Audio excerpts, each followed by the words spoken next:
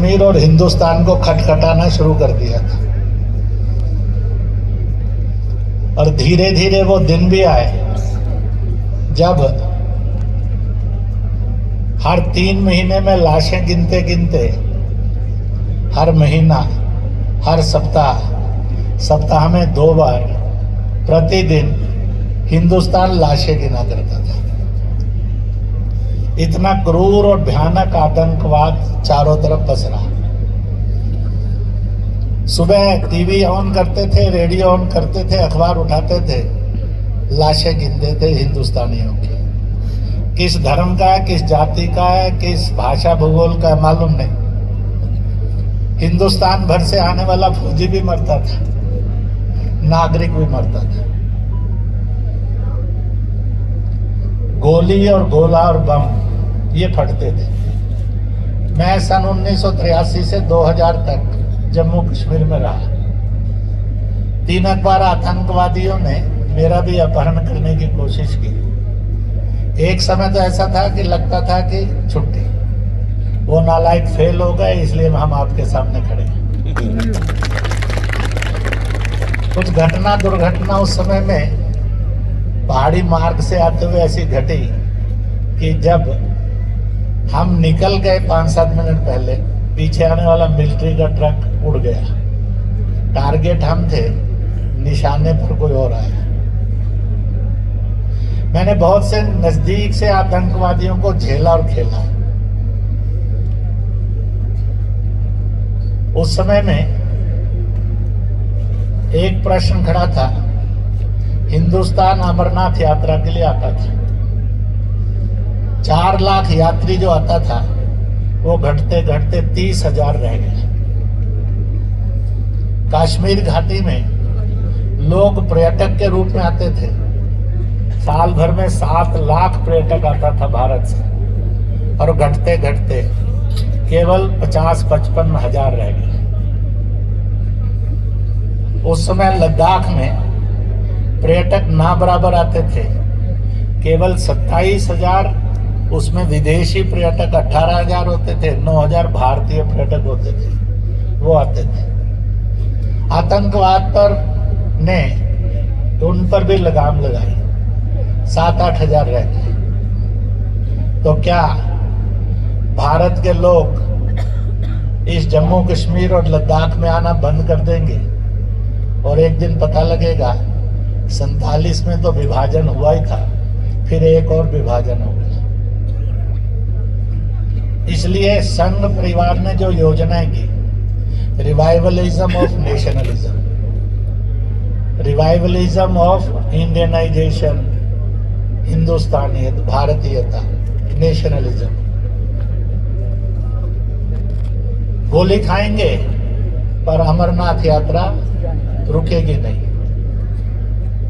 अनेक बार गोलियां चली, शहादतें हुई, अमरनाथ यात्रा का रिवाइवल हुआ। बूढ़ा अमरनाथ की यात्रा राजौरी पुंछ में प्रारंभ हुई। लोग गोलियां खाने के लिए तीर्थ दर्शन करने आते थे, पर्यटन के लिए नहीं आते थे।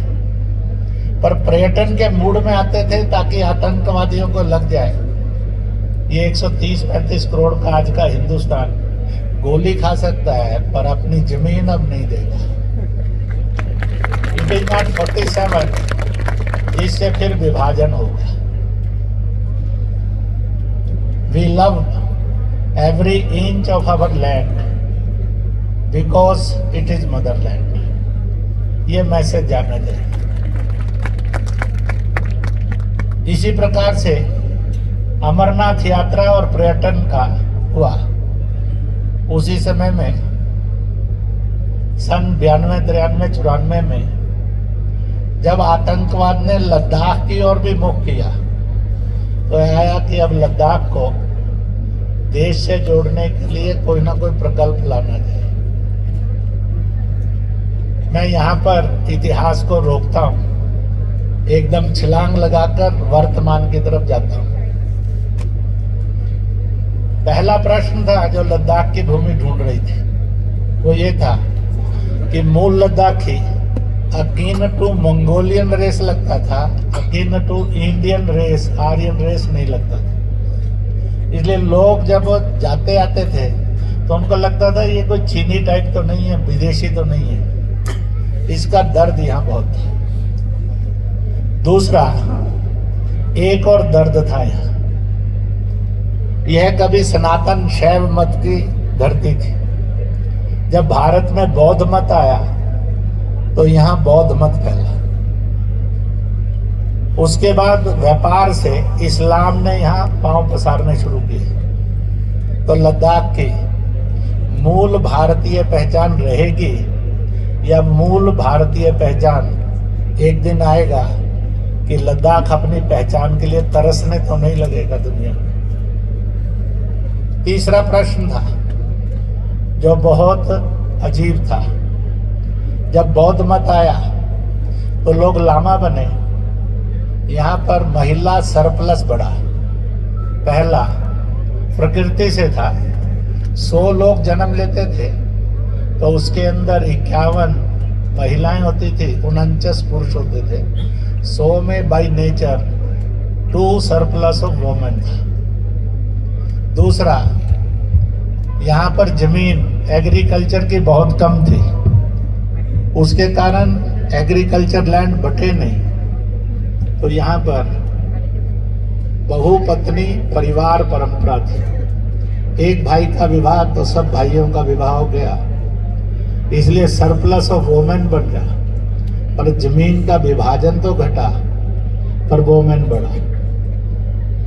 बुद्धिज्म आया सनातन के बाद, शैविज्म के बाद लोग लामा बनने लगे, सरप्लस ऑफ वोमेन बढ़ा। और इसका लाभ मिडल ईस्ट में व्यापार के रूप में यहाँ आया, और वहाँ से जो आदमी आया उसने अपने जीवन की जरूरतों के लिए यहाँ की महिला से विवाह किए, इसलिए भयानक धर्मांतरण का वेग जन्मा। किसी भी धर्म में चले जाते तो कोई प्रॉब्लम नहीं थी, परंतु विदेशी धर्म में जाने को चाहे विवेकानंद थे चाहे अम्बेडकर थे, सबने कहा था यह राष्ट्रांतरण है, देश से बेईमानी होने का चांस बढ़ता है। क्योंकि ये लोग बोलचाल के अंदर संस्थाओं में भारत माता की जय भी बोलना पसंद नहीं करते। इसलिए मेरे यहाँ के मुसलमानों से भी बहुत डायलॉग हुआ। और चौथा प्रश्न था यहाँ की समृद्धि और रोजगार और शिक्षा। तो इस भारत को लद्दाख से जोड़ना चाहिए। सिंधु उसका आधार बना, और उस समय में सिंधु दर्शन यात्रा समिति गठित करते हुए और सिंधु यात्रा इसका जन्म हुआ, जिसका 27वां उत्सव मनाने के लिए हम इकट्ठे हुए। आज लद्दाख के अंदर 4 लाख से प्रतिवर्ष पर्यटक आता है, 4 लाख से अधिक। जब शुरू किया था तो 27,000 के आंकड़े पर खड़े थे। इसके कारण करोड़ों की समृद्धि अरबों में पहुंचती हुई चली। लद्दाख ने कहा था 1947 में बार बार, हम ऐसा टेम्परेरी अरेंजमेंट नहीं चाहते जो भारत विभाजन का काम करे, इसलिए without 370 we want to live in India. हम भारत में 370 के बिना जीना चाहते हैं। ये उनकी कांस्टेंट डिमांड थी। इसलिए आतंकवाद और अलगाववाद की क्रूरता से हमें मुक्ति मिलनी चाहिए। यहाँ के केवल बौद्धों में ही नहीं, हिंदुओं में भी, केवल हिंदुओं में ही नहीं, यहाँ के मुसलमानों में भी एक समाज ऐसा था, वर्ग, जिसकी ये इच्छा थी। इसी के साथ साथ यहाँ पर देश आए और उसकी रगों में ये बात पर्यटन करते करते, धार्मिक पर्यटन करते करते ये बात आए, भारत में सब जन्मे धर्म हमारे थे, हमारे हैं, हमारे रहेंगे। हम उनके थे, हम उनके हैं और हम उनके बनकर रहेंगे। जो गलती से किन्हीं भी कारणों से धर्मांतरित हो गए, उनके मनों में भी ये आवाज बुलंद होनी चाहिए कि हम पूर्वजों से भारतीय, हिंदुस्तानी, हिंदू, इंडियन थे, हैं और होने चाहिए, यह भाव हिलोरे ले। और इस प्रकार से इस सिंधु को लेकर इस यात्रा का जन्म हुआ, जिसका एक लक्ष्य था सारा हिमालय, यह Mongolian akin to Mongolian race नहीं, यह इंडियन फेस है, इसका एहसास महसूस करें और भारत के लोगों को भी ये लगे कि ये हमारे थे, हमारे हैं, हमारे रहेंगे। दूसरा था हमारे आने जाने से यहाँ समृद्धि लहराए। तीसरा था लोगों को शिक्षा, रोजगार और अपनापन प्राप्त हो। चौथा, ऐसा तो नहीं होगा कि 62 की तरह या 48 की तरह एक तरफा युद्ध विराम हो जाए। तब हमने हजारों वर्ग किलोमीटर जम्मू कश्मीर का पाकिस्तान को खो दिया था, जो आज तक ले नहीं पा रहे। हमने 62 में चीन को हजारों वर्ग किलोमीटर खो दिया था, जो आज भी हम लेने से तड़फड़ा रहे हैं। तो ऐसा तो नहीं होगा कि भारत कमजोर पड़ जाए, ये हिमालय फिर से पराया होना लगे। तो श्योरिटी फॉर एवरीवन, झोपड़ी में बैठी हुई माँ को भी, पहाड़ में घूमने वाले नौजवान बेटे बेटी को भी ये एहसास मिले कि नहीं, भारत के लोग जाति से, धर्म से, भाषा से, दल से ऊपर उठकर भारत की हर इंच के लिए, भारत के हर आदमी के लिए खड़े थे, खड़े हैं और खड़े रहेंगे।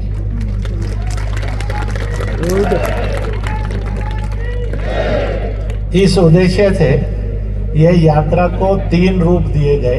पहला था देश प्रेम, दूसरा था ईश्वर के प्रति भक्ति की भावना, विश्वास, और तीसरा था जीवन में आनंद, मस्ती।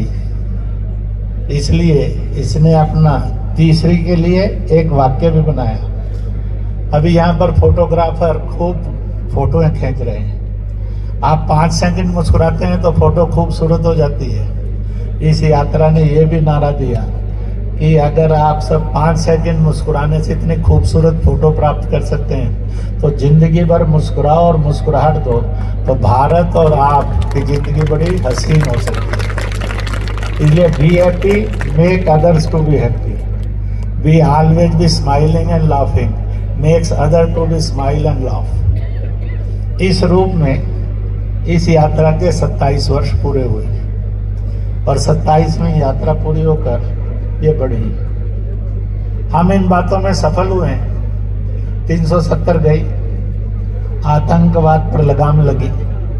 भारत के लाखों लाख लोगों ने चलो अमरनाथ, चलो कश्मीर, चलो लद्दाख, चलो सिंधु के रूप में, चलो बूढ़ा अमरनाथ के रूप में, चलो खीर भिवानी के रूप में जय घोष करते हुए आज वर्ष में लगभग सारे जम्मू कश्मीर और लद्दाख में 15 लाख से अधिक यात्री यह जम्मू कश्मीर आकर मोहर लगा कर जाता है। जान दे सकते हैं, गोली खा सकते हैं, पर भारत के इंच नहीं देंगे। इसलिए सेनाओं का भी मोरल बढ़ा है। हमने यहाँ से ये भी एक नारा लगाया कि जो जमीन हमारी थी वो हमारी बने, जो जन हमारे थे फिर से हमारे हों। इसलिए मजहब के नाम पर दंगे ना हो, जाति के नाम पर छुआछूत ना हो, दल के नाम पर देश की राजनीति देश के बंटवारे के लिए काम ना करे। ये ऐसा एहसास सबको जगा सके, इसलिए ये यात्रा है। आप सब यहाँ आए हैं। मैंने संक्षेप में इस यात्रा के पीछे की भूमिका आपके सामने रखी। अब मैं तीसरे पृष्ठ पर आता हूँ जो इससे छोटा है। लद्दाख, यह 9-10 हजार फीट से लेकर 24,000 फीट की हाइट तक है। हिमालय 29,000 फीट पर है। उसकी जो सबसे ऊंची चोटी है वो लद्दाख में नहीं आती। लद्दाख पर्वतीय क्षेत्र का डेजर्ट है, ये आपने देख लिया होगा। बड़े भारी वृक्ष, जिनकी वृक्ष की गहरी क्षमता जड़ों की हो, ऐसा एक भी वृक्ष आपको देखने को नहीं मिलेगा। साधारणतः जमीन में 2 फुट 3 फुट जिसकी जड़ जाती है उतना ही पौधारोपण। वायु के अंदर प्राणवायु ऑक्सीजन कम है, इसलिए दम उखड़ने का भय रहता है। जो जरा ज़्यादा ऊंचा बोलेगा, तेज चलेगा, रेस्ट को ठीक से करेगा नहीं, पानी का इंटेक नहीं करेगा, उसको सिर दर्द होना कोई खास बात नहीं है। उसका सिर दर्द दोस्त बनता है 3-4 दिन। इसलिए आपको सूचनाएं दी भी हैं और फिर दोहरा देता हूँ। आप भोजन में, नाश्ते में भारी चीज मत लीजिए। आप जितना वाटर का इंटेक करेंगे तो ऑक्सीजन आपकी बॉडी में चला जाएगा, और इसलिए ऑक्सीजन कम होने से पानी पिघलता है, ठंडा होता है, नाइट्रोजन की मात्रा बढ़ती है, वो खुश्की पैदा करती है, जिससे कोई भी रोग क्षणिक भर के लिए फूटता है। इसलिए चाय के रूप में करिए, शरबत के रूप में करिए, पानी के रूप में करिए, कोल्ड ड्रिंक के रूप में करिए। डायबिटिक है तो संभल कर करिए ताकि मीठे का इंटेक नहीं बढ़े। पानी का इंटेक ही ऑक्सीजन बढ़ाएगा, आपको स्वस्थ रखेगा। ऊंचे नहीं बोलना, क्योंकि ऊंचा बोलने से सांस उखड़ती है। सांस उखड़ेगी तो आपका ब्लड प्रेशर ऐसा रेगुलेट करेगा जिसके कारण खामखा में सिर दर्द आ जाएगा। और गुस्सा करना ना करना सीख जाओगे, घर जाओगे तो घर के लोगों को भी लगेगा चलो एक तो अक्ल ठीक हो गई, कम से कम गुस्सा तो ये छोड़ा है। और आप सिंधु में जाते जाते बहा देंगे तो पाकिस्तान जाते जाते वो विस्फोट भी करेगा, तो जो झंझट होगा वहाँ होगा, यहाँ कुछ नहीं होगा। इसलिए आपका मौन गुस्सा भी पाकिस्तान को सबक सिखाने में काम आएगा। इसलिए उसको यहाँ ही अर्पित करके जाइए, ये मेरी प्रार्थना है आप सबसे। फिर यहाँ के जीवन शैली में ये कास्टलेस सोसाइटी है, बौद्ध समाज, no caste system is there. ये अछूत है, ये छूत है, ये ब्राह्मण है, ये बनिया है, राजपूत है, क्षत्रिय, आदिवासी, जनजाति है, यानी कास्ट सिस्टम नहीं है। इसी प्रकार से मैला ढोने की परंपरा का कोई सिस्टम नहीं है। इसलिए यहाँ के अब आधुनिक शौचालय मिलते हैं, नहीं तो 1 मंजिल की इमारत के शौचालय होते हैं। 10 फुट 9 फुट ऊंचा कमरा बनता है हर घर में, उसमें छत पड़ती है, छत में होल बनता है, वहाँ से नीचे शौच गिरती है, फिर मिट्टी और जो टहनी पत्ते गिरते हैं या कुछ जलावन का होता है वो डलता है। 3-4-6 महीने के इस सारे में से वो खाद में बदल जाता है और उस खाद को फिर से अपने खेतों में डाल लेते हैं। इस प्रकार से यहाँ पर, और मैला ढोने की परंपरा, इसलिए मैला ढोने वाला आदमी इस समाज में मिलता नहीं है, ये भी इसकी विशेषता है। इसलिए कास्टलेस भी है और इस प्रकार के संकट से मुक्त समाज भी है। देशभक्ति इनकी बेमिसाल है। कारगिल के युद्ध के समय देश में 612 लोग शहादत हुई थी, अफसरों से लेकर सामान्य सैनिक तक। परंतु सर्वाधिक नंबर राजस्थान का था, जहां पर कई करोड़ के अंदर और 63 से अधिक लोग शहीद हुए थे। और इसी प्रकार का दूसरा भी था, लद्दाख के अंदर 24 लोग कारगिल युद्ध में शहीद हुए थे, परंतु केवल 2.25 लाख में 24 लोगों ने बलिदान दिया था। इसलिए पर पॉपुलेशन मार्टरडम लद्दाख का सबसे श्रेष्ठ था। उस समय संघ ने जय करगिल जय भारत कोष बनाई थी, एक संस्था। यहाँ के 24 के 24 परिवारों के अंदर उस समय के सरसंघ चालक माननीय रज्जू भैया, श्रद्धेय रज्जू भैया, उनके नाम का सम्मान पत्र और 2-2 लाख की राशि भेंट की थी घर घर जाकर इंसान। अभी लद्दाख के अंदर अनेक सेवा कार्य भी हैं, शिक्षा कार्य भी हैं, भवन भी बन रहे हैं। सिंधु उत्सव के साथ साथ यहाँ घाट बन जाए, तीर्थ बन जाए और सदा के लिए आज के भारत में सिंधु घाट स्थापित हो जाए, इस बात का एक संकल्प किया था। अब यहाँ सिंधु का घाट भी है, वो तीर्थ भी है।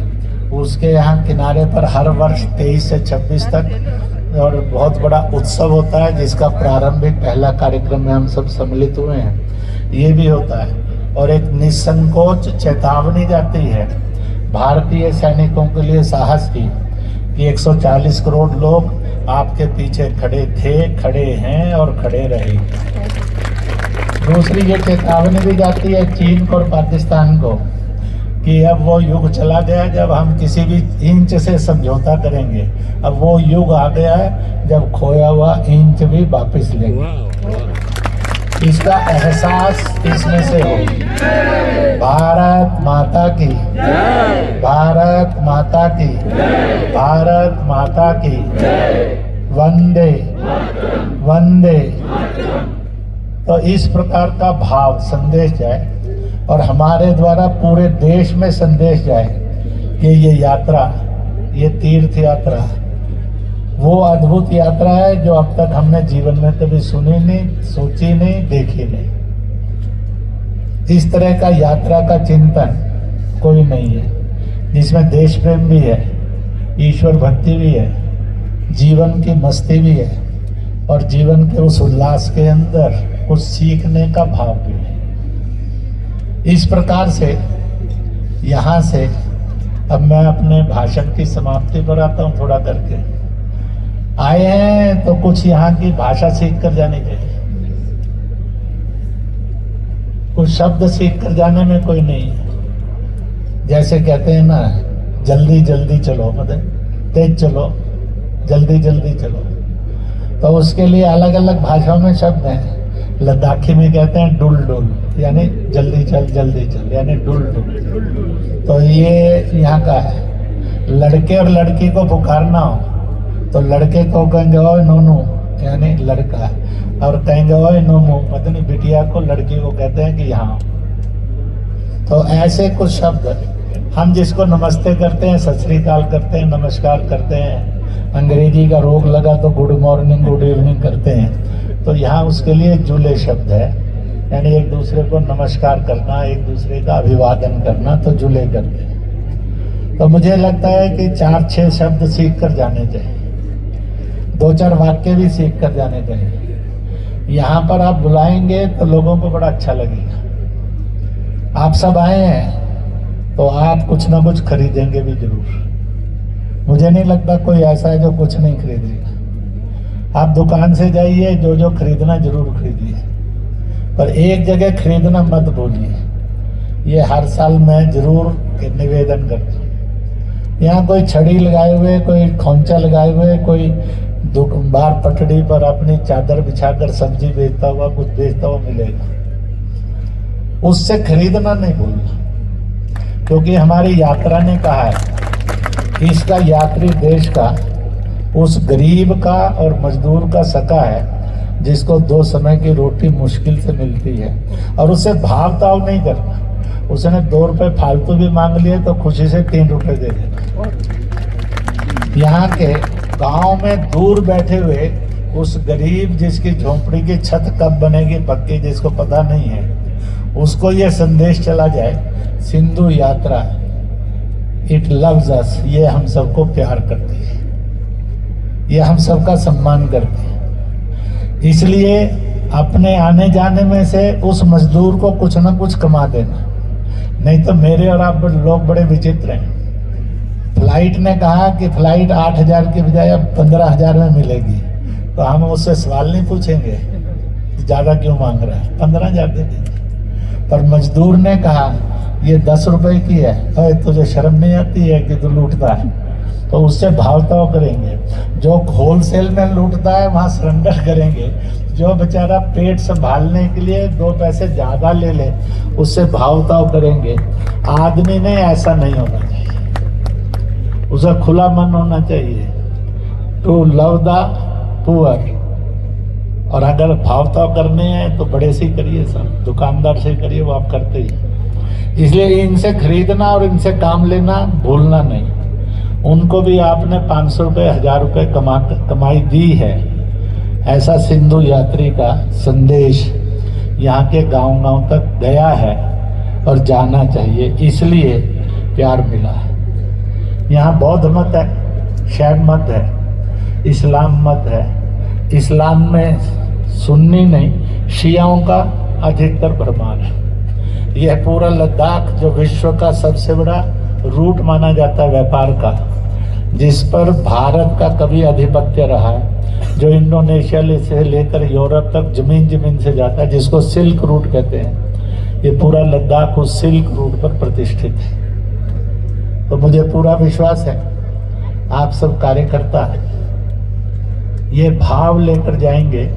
कईयों को कठिनाई भी आई होगी, बीच में बस भी खराब हुई होगी, हो सकता है चार पूछने वाले भी नहीं रहे होंगे। जब हम पहली बार आए थे तो हर साल सड़क मार्ग से ही आते थे, क्योंकि ट्रेन मार्ग यहाँ था ही नहीं। हवाई मार्ग बड़ी मुश्किल से सप्ताह में 2 दिन फ्लाइट आती थी, उसमें भी आधे से ज़्यादा अफसर होते थे, दूसरों को मौका ही नहीं होता था आने का। तो इसलिए सड़क से आते थे। कहाँ सड़क और स्लिप कर गई और फिसल कर नीचे आ गई। 2 दिन सड़क के किनारे बैठे हैं, ड्राइवर वाले से दोस्ती कर रहे हैं। कोई बिस्किट कोई स्टोव से वो चला ले तो हमें भी कुछ खिला दे, हम भी उसको कुछ खा पी लें। बैठे हैं, कब प्रकृति ठीक होगी तो आगे चलने का रास्ता खुलेगा, नहीं तो बैठे रहो वहाँ पर या वापस जाओ। कभी कभी ये भी भय आता है कि ऐसी जगह से स्लिप होता है कि जिस समय गाड़ी जा रही है या पैदल जा रहे हैं स्लिप मार जाता है, तो 10-20 फुट नीचे भी चले गए तो पता नहीं लगता था। ऐसी सब कठिनाइयों के बीच में से इस यात्रा ने अपने सफर को, यात्रा को, प्रवास को पूर्ण किया। तो मैं इन्हीं शब्दों के साथ कहूँगा कि एक आज जिधर हमारा मुंह है इसके सामने एक सिंधु भवन बना है। जमीन ली गई थी और 3-4 करोड़ रुपए का संग्रह हुआ।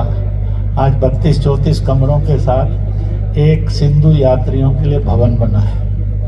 जहां हम जिस मैदान में बैठे हैं, अपने बाईं ओर देखेंगे तो एक भवन खड़ा है। यहाँ आया कि शिक्षा, नेशनलाइज द पर्सन, ऐसी शिक्षा है। और मजहबों में दंगे ना हो, नहीं तो एक पंक्ति तो चलती है, मजहब नहीं सिखाता आपस में वैर करना। मैं इसके बदले में बोलता हूँ, मजहब ही सिखाता है आपस में प्यार करना। तो वैर करते नहीं करना, करते करते वैर करने लगे।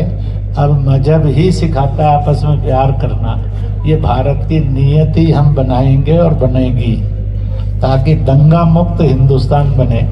यह भी सिंधु इस उत्सव की एक सपना है जिसको हमें साकार करना है। इसलिए आप सब लोग और इस यात्रा के बारे में जितने अधिकतम संदेश भेज सकते हैं तो भेजेंगे।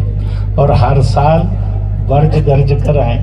जब पहली बार हमने 1000 का आंकड़ा पार किया तो उस दिन लगा था कि लेह में हमें ठहरने के लिए पर्याप्त होटल मिलेंगे कि नहीं मिलेंगे, इतनी कैपेसिटी नहीं थी। आज अगर 2-3-4 हज़ार आ गए एक साथ तो लेह ने अपनी कैपेसिटी बना ली है कि इतने हजार यात्रियों को वो सह सकता है। इस बार 42 के लगभग होटल लिए हैं, 750 के लगभग कमरे लिए हैं इन्होंने, आयोजकों ने, और 1500 से अधिक यात्री एक साथ इन 2-3 दिन में हैं। जो आएंगे और जाएंगे 1500 से अधिक यात्री और हैं। ज़्यादा हो गए तो लद्दाख को संकट खड़ा हो जाएगा, ठहराना कहाँ होगा। फिर जैसा कमरा मिलेगा उसी में वो ठहराएंगे होटल में। आपको ये लगेगा कि पैसा तो मैंने बड़े कमरे का दिया है, अच्छे कमरे का दिया, ये कहाँ से मिल गया। तो आज हम 3-4 हज़ार आकर ठहर सकते हैं। कल ऐसा भी समय जाए जब 8,000 10,000 इकट्ठे आए तो सबके रहने की व्यवस्था लद्दाख ले सकता है, ऐसा है। परंतु ध्यान में रखिए, लद्दाख में वर्षा 2 इंच प्रति वर्ष होती है। जब जब 3 इंच क्रॉस करती है प्रति वर्ष तो लद्दाख में बाढ़ आ जाती है। लद्दाख के 2-4 गांव बह जाते हैं, 8-10 कॉलोनियां हिल जाती हैं, वृक्ष उखड़ जाते हैं, 50-100 लोग मौत के मुंह में भी चले जाते हैं, क्योंकि जमीन की रिटेनिंग कैपेसिटी इससे ज़्यादा नहीं, वो रेतीली है। इसलिए इसमें 3 फुट से अधिक की ना नींव डल सकती है, ना 3 फुट से गहरा वृक्ष यहाँ रिटेन कर सकता है। इसलिए यह जो स्टील का और सीमेंट का खड़ा है, ये आने वाले कल में इस बात को खटखट करता रहता है कि ऐसा समय तो नहीं आएगा कि लद्दाख को ढूंढने के लिए जाना पड़ेगा कहाँ चला गया। इसलिए इस बात की सावधानी भी रहती है यहाँ पर कि ऑक्सीजन ठीक से रहे, रिटेनिंग कैपेसिटी धीरे धीरे धरती की बढ़ती जाए, ऑक्सीजन की मात्रा पानी के द्वारा पूरी होती रहे। हम और आप जिंदगी में एक बार आएंगे, 2 बार आएंगे, कुछ लोग होंगे जो बार बार आएंगे, पर यहाँ के लाखों लोगों को यहाँ रहना है। इस समय लद्दाख जिसको कहते हैं, उसका एक डिस्ट्रिक्ट लेह है, दूसरा कारगिल है। लेह बौद्ध बहुल है, कारगिल मुस्लिम बहुल है। बीच बीच में दंगे होते हैं। अपने प्रयत्नों से दंगों में तो कमी आई है, परंतु अंदर की खटास खत्म हो गई है, ऐसा अभी नहीं हुआ। और ये पूरे देश में नहीं, दुनिया का एक संकट है कि धर्मों के बीच में खटास खत्म होनी चाहिए, पर हो नहीं रही है। पर आने वाले कल में खत्म होगी। इसलिए यात्रा को ज़्यादा से ज़्यादा लोगों के पास पहुंचाएं, कष्ट उठाकर यात्रा में आए, इसके मिशन को लोगों को बताएं। इसी के साथ जो है, मैंने कुछ बातें, इच्छा थी सबकी कुछ बातें आपके सामने रख दूं। इस यात्रा को जब 97 में प्रारंभ किया था, उस समय थी कि हम यात्रा को जन जन तक लेकर जाएंगे तो बड़ा समय लगेगा। इसलिए इस कंसेप्ट को तरुण विजय के माध्यम से हमने श्री लाल कृष्ण अडवाणी जी तक पहुंचाया। उन्होंने कहा कि मैं अपनी उपस्थिति से इस यात्रा को 4 चांद लगा दूंगा। हमने अपना कंसेप्शन भी पूरी का पूरा उनको दिया। वो पहले 6 वर्ष आते रहे, बाद में सत्ता बदली, कांग्रेस की हुकूमत आई, उसको ये यात्रा पसंद नहीं आई जो देश जोड़ने की थी। उसने कोशिश की कि यात्रा को असहयोग करते हुए इतनी कठिनाइयां खड़ी की जाए कि यात्रा मर जाए, परंतु देश की जनता का मत यात्रा बनाए रखने के लिए था। और उस सारे संकट में से यात्रा पुनर्जीवित ही नहीं हुई, एक बेमिसाल उदाहरण बन गई। अब सिंधु तीर्थ भारत में आ गया है। इस बार हम सब 25 तारीख को सिंधु घाट पर एक प्रस्ताव पारित करेंगे, पाकिस्तान के अंदर सड़क मार्ग खुल जाए और यात्री भारत का होलसेल में जा सके। आने वाला भविष्य उसमें से कैसे जन्म लेगा ये समय बताएगा। इसलिए एक कश्मीर से शारदा पीठ कॉरिडोर, एक पंजाब में से करतारपुर कॉरिडोर, और एक राजस्थान और कराची से होता हुआ और कॉरिडोर आएगा जो वर्णावतार झूलेलाल कॉरिडोर कहलाएगा। और एक चौथे कॉरिडोर की मांग करेंगे, तीसरे की अभी करेंगे और चौथे की फिर करेंगे हिंगलाज कॉरिडोर। ये चारों कॉरिडोर चाहे जन्म किसी भी भारत में लिया हो, इस बात को पक्का कर देंगे कि मृत्यु हो अखंड भारत में। मैं कहूँगा मृत्यु हो, आप कहेंगे अखंड भारत। मृत्यु हो अखंड भारत में, मृत्यु हो अखंड भारत में, मृत्यु हो अखंड भारत में। और प्रतिदिन इसको प्रार्थना करते हुए दूसरी प्रार्थना करेंगे, कैलाश मानसरोवर चीन के कब्जे से मुक्त हो। मैं कहूँगा कैलाश मानसरोवर चीन के कब्जे से मुक्त हो।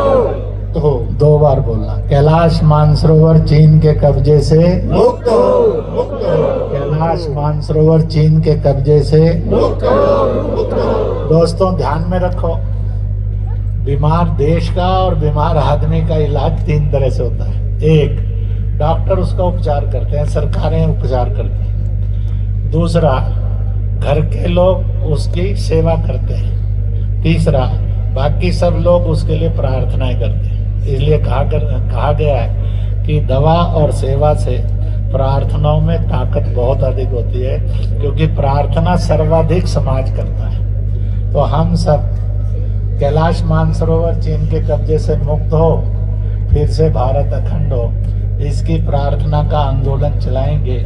इन्हीं भावनाओं के साथ अब 2 दिन हम मिलते रहेंगे। कल आपको घूमने फिरने के लिए स्वतंत्रता है। परसों सुबह 9:30-9 बजे सिंधु घाट पर आएंगे, जो यहीं से 1-1.5 किलोमीटर की दूरी पर है। वहाँ सब मिलेंगे। 3-4 घंटे का सांस्कृतिक कार्यक्रम रहेगा और वहाँ कुछ बातें भी सामने आएंगी। और इस संकल्प के साथ कि ना जन जाएगा ना जमीन जाएगी, खोया जन और जमीन फिर वापस लेंगे। मैं रखूंगा, खोया जन जमीन आप इस लेंगे वापिस लेंगे, वापिस लेंगे, खोया जन जमीन, वापिस लेंगे, वापिस लेंगे, खोया वापिस जन लेंगे, जमीन। वापिस लेंगे, वापिस लेंगे, वापिस लेंगे। आप सबके लिए बहुत बहुत बहुत बहुत बधाई है, बधाई है, बधाई है। भारत माता की जय, भारत माता की अभी बैठिए। अभी तक तो मंचीय कार्यक्रम चल रहा था, अब इस कार्यक्रम को हम जमीन पे लेके आते हैं। जितने भी कार्यकर्ता इस सारे को